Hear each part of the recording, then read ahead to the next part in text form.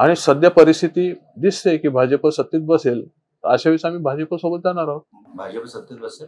हो, अशी परिस्थिती दिसते ना. आज उभाटाला मत म्हणजे अबू आझमीला मत.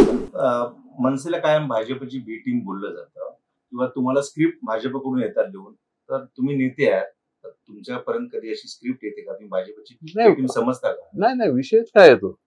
आम्ही अनेक ठिकाणी आजही भाजप समोर लढतोय. 2014ला 2014लाच लोकसभेच्या इलेक्शनला राजसाहेबांनी ते लावले ते व्हिडिओ 2019ला, बरोबर ना? पण 2024ला परत तुम्ही हा, मग ते म्हणजे अशी बी टीम, मग तेव्हा त्यांची बी टीम होतो का आम्ही? असं नसतं.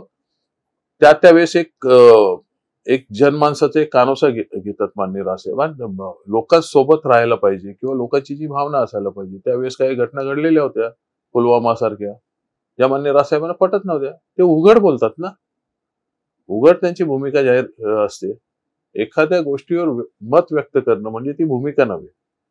तुमचा जो एक पक्ष म्हणून जो चाललेला तुमचा जो एक अजेंडा असतो, त्या अजेंड्यापासून हटून आम्ही कुठली भूमिका घेतली का?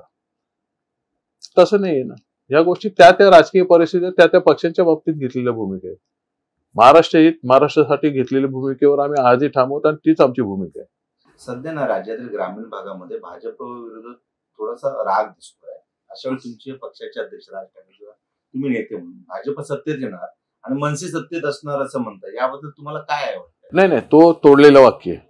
माननीय राजसाहेब काय बोलले की राजसाहेबांना प्रश्न विचारला गेला की तुम्ही पुरेसे उमेदवार उभे राहिले नाही, तर मग अशा वेळेस तुमचे आमदार येतील आणि तुम्ही बोलता की सत्तेत तुम्ही जाणार, तर मग कशाच्या भरोश्यावर बोलतो? तेव्हा माननीय राजसाहेब बोलले की मला आतापर्यंत सगळ्यात जवळचा पक्ष की बाळासाहेबांसोबत असताना त्यांनी सांगितलंय की प्रमोद महाजनजी किंवा गोपीनाथजी मुंडे यांच्या संबंधामुळे असेल किंवा त्यांचं एक हिंदुत्वाचा विचार घेऊन ते चाललेले असतील, त्यामुळे सगळ्यात जवळचा पक्ष वाटतो तो भाजप आहे. आणि सध्या परिस्थिती दिसते की भाजप सत्तेत बसेल. अशा वेळेस आम्ही भाजप सोबत जाणार आहोत. भाजप सत्तेत बसेल? हो, अशी परिस्थिती दिसते ना.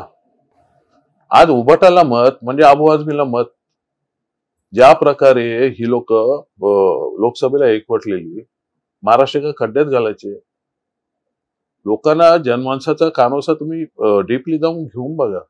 आरक्षण हा एक वेगळा विषय असेल, त्याचे काय एप्स अँड बर्ड्स येतील, परंतु आज महाराष्ट्र वाचवायचं असेल किंवा म्हणजे एका विचाराने चालवायचं असेल हिंदुत्वाच्या, तर अशा वेळेस लोकांनी विचार चालू आहे. लोकांचा विचार, इथले लोक लोकसभेचा पॅटर्न विसरले नाहीये. या लोकांच्या जिभेला विरोधकांच्या चटक लागली असेल त्या मतांची किंवा त्या अनुषंगाने ते त्यांचे डाव टाकत आहेत, परंतु हे लोकांनाही दिसतंय काय चाललंय ते.